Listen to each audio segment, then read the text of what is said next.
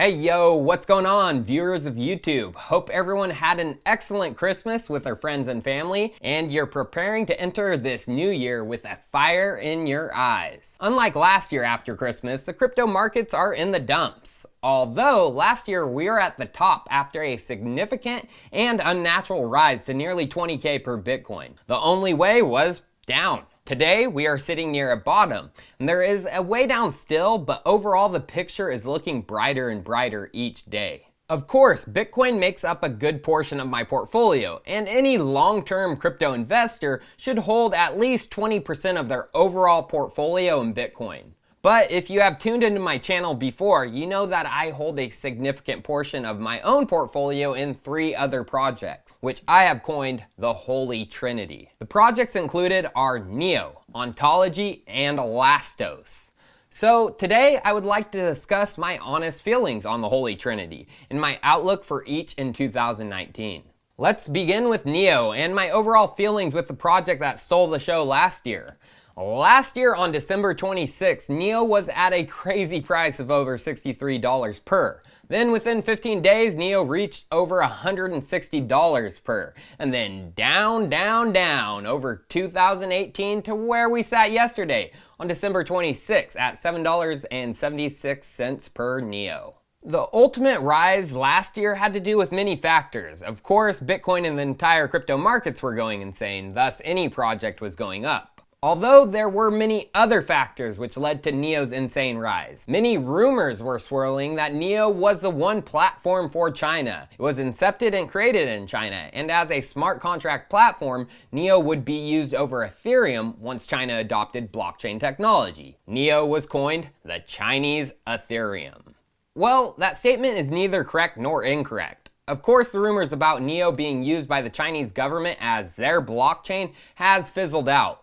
Even in the last AMA with Eric Zhang and Dahongfei, the question was asked, has the NEO Council and Chinese government been in contact with each other regarding NEO's attempt to combat with current or upcoming regulation?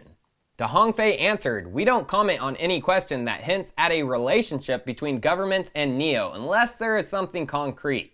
Rumors squashed. And I'm actually much happier with them actually telling us what is actually going on than like last year when they let everyone speculate. One thing I do know is NEO as a public blockchain hasn't been forced out of China yet.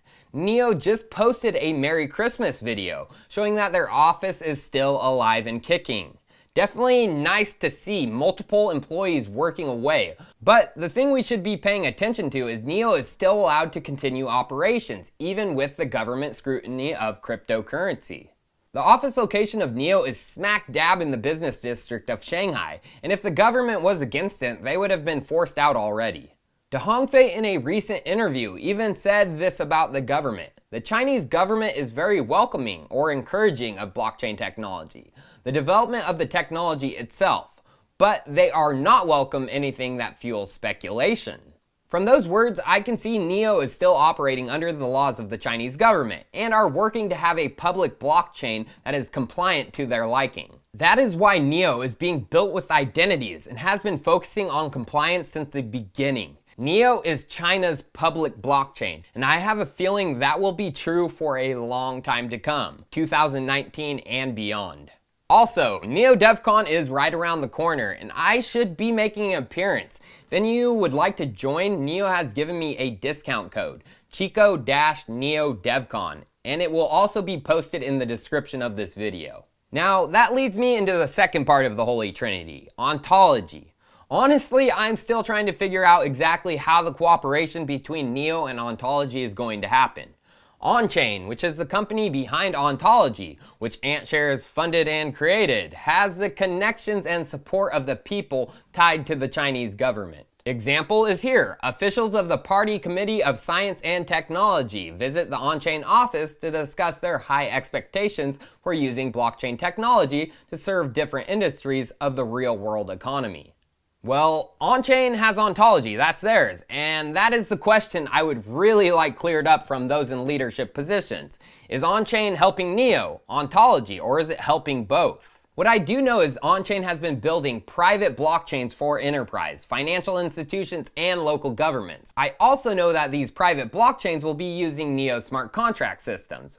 But what I don't know is what system these private blockchains will tap into through the smart contracts, NEO or Ontology. Well, if we take the recent rankings by the China Center for Information and Industry Development, they rank public blockchains based on technology. Guess who is before NEO? Ontology is at number 5, while NEO is number 10. Based on those facts, I would think that they would be connecting to Ontology as the tech was ranked better.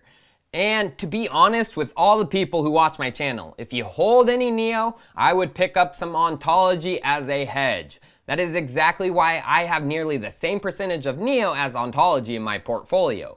I am banking on one of them being the public blockchain of China, in which many of the big businesses connect to and utilize the tech. As I understand more of their relationship, I may add or subtract more or less from each. But just like most people, for example the Ontology subreddit, I am confused just like them. Now, onto the final piece of the Holy Trinity, Elastos.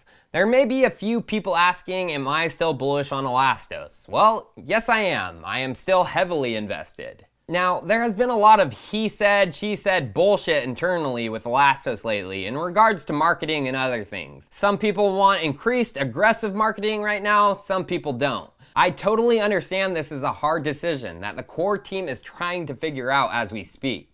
Wrong. The creator and leader of the project said something along the lines of this in regards to marketing. People don't want to be told what an iPhone can do. They want to hold it and experience what it can do. So what does he mean by this? Well, the full suite of Elastos technology isn't fully ready. They will be focusing on getting this functioning and fully ready before any massive marketing takes place. He wants people to experience Elastos and what it can do for applications, rather than being told what it can do, as being told only can do so much. I personally agree with this, but still, even in a bear market and with the rapidly changing crypto climate, marketing and being on the top of people's minds is highly necessary. I mean, you don't need to spend a ton of money on some $25,000 video every week, but when necessary, like huge tech or business development, you need effective channels to get that news heard and understood. For example, this news. Jimmy Lipham, hacker extraordinaire, just put out a video getting the Elastos carrier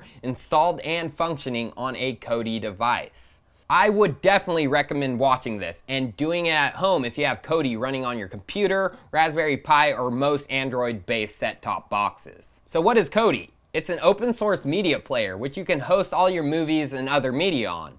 It also has a functionality for applications like YouTube and Netflix.